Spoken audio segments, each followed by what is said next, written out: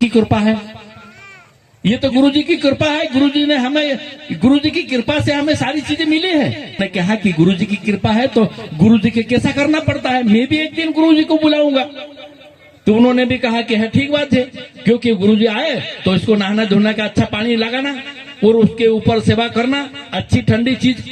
आपने तो उसको गुरु आते ही इसको 10 बाल्टी 20 बाल्टी पानी लेकर नहलाया और अच्छी ठंडी चीज को खाने की मिली और सोने के टाइम पे अच्छे कूलर पंखा लगा के अच्छा बर्फ लगा के उसको सुलाया।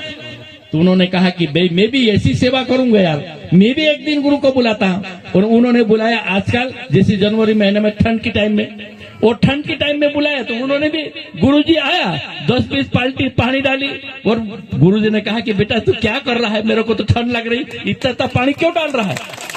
तो उन्होंने कहा कि मैं छोड़ूंगा नहीं, मैं तो सेवा करूंगा गुरुजी, मैं तो खूब सेवा करूंगा। गुरु नहीं माना तो भी पकड़ के ले जाके उसको पानी डाला खूब जबर, और पानी डालने के बाद उसको जैसा जैसा कांपता आया और फिर बाद में कहा कि अच्छी ठंडी आइसक्रीम लाओ गुरुजी के लिए।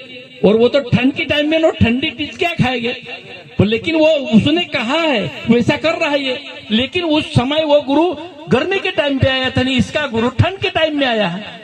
लेकिन उसको ने फिर बाद में उन्होंने कहा कि नहीं गुरुजी यहाँ तो लाइन कम मिलती है, बाहर सोना पड़ेगा, अच्छा कूलर पंखा लगाया, बर्फ लगाई। अरे क्या कर रहा है, बर्फ लगाने की क्या जरूरत है, अभी तो ये ठंड के टाइम में है। लेकिन नहीं मैं तो कभी मानूंगी नहीं, तुमको तो मैं सेवा करके रहूंगा।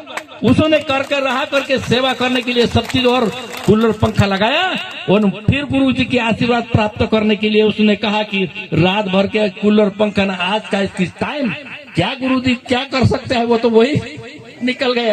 क्योंकि वो देखी दिखाई बात करते हैं, किस हिसाब से हम करना है, वो गर्मी में क्या करना पड़ता है ना, इसकी ठंड के टाइम में क्या करना पड़ता है वो नहीं समझ पाता है। लेकिन लोग ने करा है तो मैं भी करूंगा, लोग ने उन्नति गुरु करके करा है तो मैं भी उन्नति करूंगा। लेकिन उन्नति नहीं होगी ऐसा नहीं है, हम अच्छा काम करेंगे तो जरूर उन्नति होंगे। इसीलिए अच्छा काम करो, अच्छी भक्ति करो, अच्छा इस गांव में अच्छा काम करो, और चाहे हम कितना भी हो लेकिन हमारी ईमानदारी, हमारी भगवान की भक्ति ये कभी खराब नहीं होना चाहिए। इस गांव में अपन आए हैं तो इस गांव में भी हम पूरा काम करके जाएंगे और पूरा काम करके हमारा जीवन हम सफल बनाएंगे।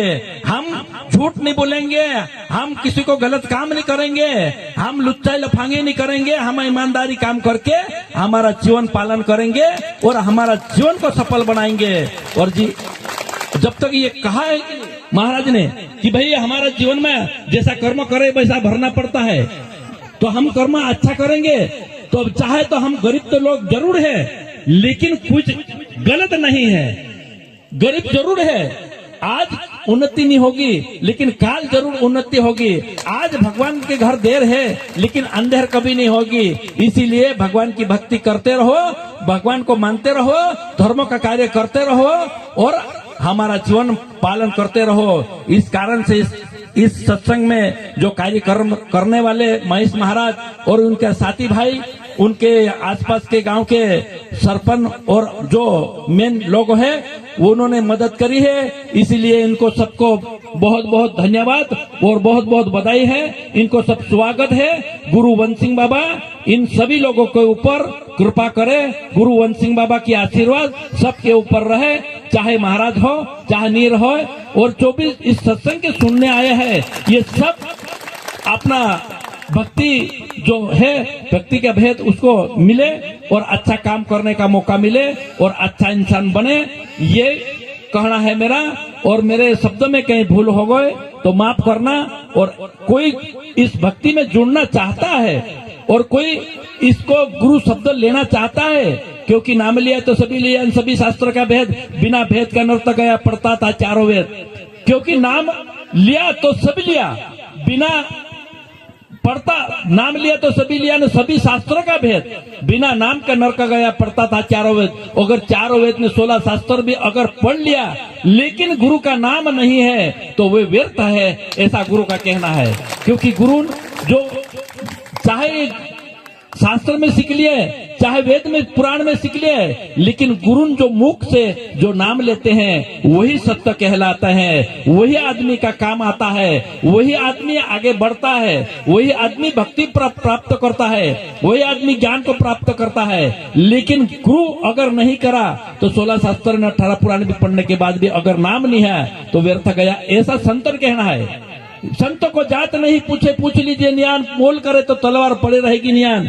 संत अगर मिलता है तो उसको जात पात पूछाना जाती है, उसको ज्ञान पूछा जाता है और उसको ज्ञान लिया जाता है, वो भक्ति का मार्ग पूछा जाता है, ज्ञान लेने हमारे जीवन के लिए क्या क्या ज्ञान है वो पूछा जाता है। इसीलिए संसार में 5 तत्वों का इंसान बनता है, या तो ना तो कोई जाति का बनता है ना